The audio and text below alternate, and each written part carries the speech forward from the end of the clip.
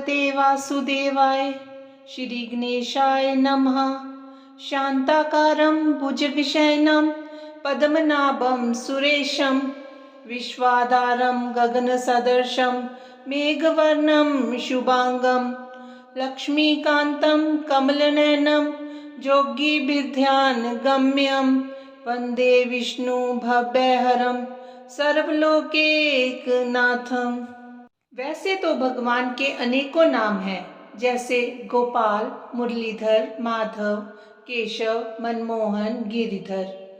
पर भगवान का सबसे सुंदर नाम है भक्तवत्सल, जिसका अर्थ होता है वह जो अपने भक्तों के स्नेह, प्रेम, भाव पर बहुत ही जल्दी रीझ जाएं और अपना सर्वस्व निछावर कर दें।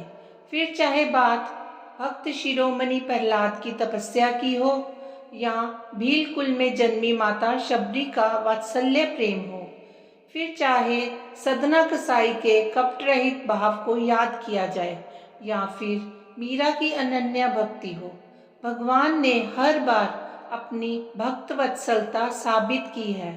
और इसी कड़ी में गजेंद्र मोक्ष कथा आती है, जब भगवान अपने भक्त के बुलाने पर नंगे पांव भागे चले आए थे। आइए जानते हैं इस अद्भुत कथा को। क्षीर सागर में त्रिकूट नाम का एक प्रसिद्ध, सुंदर एवं श्रेष्ठ पर्वत था। 10,000 योजन की ऊंचाई, लंबाई व चौड़ाई वाले उस पर्वत की लोहे, चांदी व सोने की 3 शिखरों की छटा से समुद्र, दिशाएं व आकाश जगमगाते रहते थे। विविध जाति के वृक्षों, लताओं व झाड़ियों से सुशोभित वह पर्वत झरनों की झरझर से सदा गुंजायमान रहता। उसकी कंदराओं में सिद्ध, चारण, गंधर्व, विद्याधर, नाग, किन्नर और अप्सराएं आदि विहार करने के लिए प्रायः बने ही रहते। पर्वत की तलहटी में तरह तरह के जंगली जानवरों व मधुर कंठों से चहकते पक्षियों का बसेरा था। वहाँ के निर्मल जल के सरोवरों में जब देवांगनाएं स्नान करती तो वह जल और भी सुगंधित हो जाता। इसी पर्वत की तराई में भगवान वरुण का एक उद्यान था, ऋतुमान, जिसमें मंदार, पारिजात, गुलाब, अशोक, आम, खजूर, चंदन, अर्जुन, बरगद व अनेकों प्रकार के दिव्य वृक्ष थे, जो सदा फलों व फूलों से झूलते ही रहते। यही उद्यान में एक बड़ा भारी सरोवर था, जिसमें सुनहरे कमल खिल रहे थे। उस पर्वत के घनघोर जंगल में बहुत सी हथनियों के साथ एक गजेंद्र निवास करता था, जो वहाँ के बड़े बड़े शक्तिशाली हाथियों का सरदार था। एक बार वह पर्वत पर अपनी हथनियों के साथ बांस तथा बड़ी बड़ी झाड़ियों को रोंदता हुआ विचर रहा था। उसकी गंध मात्र से सिंह, गैंडे आदि हिंसक पशु डर कर भाग रहे थे और उसकी कृपा से भेड़िए, सुअर, कुत्ते, बंदर, खरगोश आदि सब निर्भय विचरण कर रहे थे। गज भरी धूप में प्यास से व्याकुल हो अपने छोटे बच्चों, हाथियों व हथनियों के साथ उस सुगंधित सरोवर की ओर चल पड़ा। सभी ने पहले तो सरोवर के जल में स्नान किया, बाद में जल क्रीड़ा करने लगे। गजेंद्र गृहस्थ पुरुषों की तरह मोहग्रस्त होकर अपनी सूंड से जल की फुहारें छोड़कर हथनियों व बच्चों को नहलाने लगा व उनके मुंह में सूंड डालकर जल पिलाने लगा। भगवान की माया से मोहित हुए उन्मत्त गजेंद्र को यह ज्ञात ही नहीं था कि उसके सिर पर बहुत बड़ी विपत्ति मंडरा रही है। ठीक उसी समय प्रारब्ध की प्रेरणा से एक बलवान ग्राह ने क्रोध में भरकर उसका पैर पकड़ लिया। गज ने अपने को छुड़ाने की बहुत चेष्टा की, परंतु सब व्यर्थ हो गया। दूसरे हाथियों, हथनियों व बच्चों ने भी विकलता से चिंगाड़ते हुए सहायता करनी चाहिए, परंतु वे भी इसमें असफल रहे। कभी गज ग्राह को बाहर खींच लाता तो कभी ग्राह उसे अंदर को खींच ले जाता। गजेंद्र व ग्राह अपनी पूरी शक्ति लगाकर लगातार 1000 साल तक लड़ते रहे, यह अनोखा युद्ध देखकर देवता भी आश्चर्यचकित हो गए। जल में लंबे समय तक खींचे जाने से गजेंद्र का शरीर व मन दोनों शिथिल पड़ गए और ग्राह तो ठहरा जलचर, अतः वह तो और अधिक उत्साह और बल से गजेंद्र को खींचने लगा। इस प्रकार देहाभिमानी गजेंद्र अपने प्राणों को संकट में फंसा देख विचार करने लगा कि यह ग्राह विधाता की फांसी ही है। मैं स्वयं व मेरा संपूर्ण परिवार मुझे ना बचा पाया। अब तो मैं संपूर्ण विश्व के एकमात्र आश्रय भगवान की ही शरण लेता हूँ, वे ही मेरी रक्षा करेंगे। अपनी बुद्धि से ऐसा निश्चय करके गजेंद्र ने अपने मन को हृदय में एकाग्र किया और फिर पूर्व जन्म में सीखे हुए श्रेष्ठ स्तोत्र के जप द्वारा अनेकों प्रकार से भगवान की स्तुति करने लगा। मैं उन भगवान को नमस्कार करता हूँ जो जगत के मूल कारण हैं, वह सबके हृदय में विद्यमान हैं एवं समस्त जगत के एकमात्र स्वामी हैं, जिनके कारण इस संसार की चेतनता का विस्तार होता है। वे ही सबके मूल हैं और अपने मूल में भी वही हैं। कार्य कारणों से अतीत प्रभु मेरी रक्षा करें। नट की भांति अनेक रूप धारण कर लीला करने वाले सर्वेश्वर प्रभु मेरी रक्षा करें। वे अरूप होने पर भी बहुरूप हैं। उनके कर्म अत्यंत आश्चर्यमय हैं।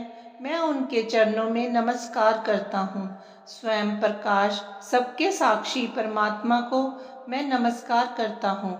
जैसे समस्त नदी झरने आदि का परमाश्रय समुद्र है, वैसे ही आप समस्त वेद और शास्त्रों के परम तात्पर्य हैं। आप मोक्ष स्वरूप हैं और सब संत आपकी ही शरण ग्रहण करते हैं, अतः मैं आपको बारंबार नमस्कार करता हूँ। जैसे कोई दयालु पुरुष फंदे में पड़े हुए पशु का बंधन काट दे, वैसे ही आप मेरे जैसे शरणागतों की फांसी काट देते हैं।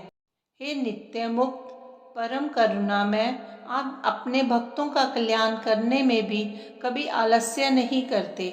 आपके श्री चरणों में मेरा नमस्कार है।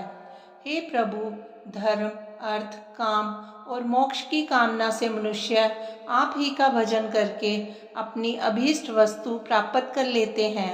इतना ही नहीं, आप उन्हें सभी प्रकार का सुख देते हैं, अपने ही जैसा अविनाशी पार्षद शरीर भी देते हैं। हे परम दयालु प्रभु, आप ही मेरा उद्धार करें। प्रभु, आप ना देवता हैं, ना असुर, ना मनुष्य हैं, ना पशु पक्षी, ना स्त्री हैं, ना पुरुष, ना ही नपुंसक, ना ही आप कोई साधारण या असाधारण प्राणी हैं। ना आप गुण हैं, ना कर्म, ना कार्य, ना ही कारण। सबका निषेध हो जाने पर जो शेष बच रहता है वो आप हैं, वही आपका स्वरूप है। आप ही मेरे उद्धार के लिए प्रकट हुए हैं। हे सर्वशक्तिमान माधुर्य निधि भगवान, मैं आपकी शरण में हूँ। ऐसी आर्त स्तुति सुनकर भक्त वत्सल करुणा वर्णाल्य सर्वात्मा भगवान श्री हरि बिना देरी के स्वयं वहां प्रकट हो गए और वेद में गरुड़ पर सवार हो बड़ी शीघ्रता से वहां के लिए चल पड़े, जहां गजेंद्र अत्यंत संकट में पड़ा हुआ था। सरोवर में व्याकुल गजेंद्र ने जब आकाश में चक्रपाणी भगवान श्री हरि को देखा तो उसने अपनी सूंड में कमल का एक सुंदर पुष्प लेकर ऊपर को उठाया और आर्त भाव से बोला, नारायण भगवान, आपको नमस्कार है। भक्त वत्सल प्रभु गरुड़ को एक बारगी छोड़कर कूद पड़े और कृपा करके गजेंद्र के साथ ही ग्राह को भी बड़ी शीघ्रता से सरोवर से बाहर निकाल लाए। फिर भगवान श्री हरि ने चक्र से ग्राह का मुंह फाड़ डाला और गजेंद्र को छुड़ा लिया। उस समय सभी देवता भगवान की प्रशंसा करने लगे और उनके ऊपर फूलों की वर्षा करने लगे। इधर वह ग्राह तुरंत ही परम आश्चर्य में दिव्य शरीर से संपन्न हो गया। यह ग्राह पूर्व जन्म में उहु नामक एक श्रेष्ठ गंधर्व था। देवताओं के शाप से उसे यह गति प्राप्त हुई थी। उसने सर्वेश्वर भगवान के चरणों में प्रणाम किया। तत्पश्चात वह भगवान के सूर्ययश का गान करता हुआ उनकी परिक्रमा कर अपने लोक चला गया। श्री भगवान की कृपापूर्ण स्पर्श से उसके पाप ताप सब नष्ट हो गए व उसे उत्तम गति प्राप्त हुई। गजेंद्र, जो पूर्व जन्म में द्रविड़ देश के पांड्यवंशी राजा इंद्रद्युम्न थे, भक्ति में संलग्न हो अगस्त्य ऋषि को प्रणाम न करने के कारण ऋषि के शाप से शापित हो उन्हें हाथी की योनि मिली थी। परंतु भगवान की आराधना का ऐसा फल है कि अंत समय में भगवान की स्मृति हो गई और अज्ञान के बंधन से मुक्त हो भगवान का ही रूप प्राप्त हो गया।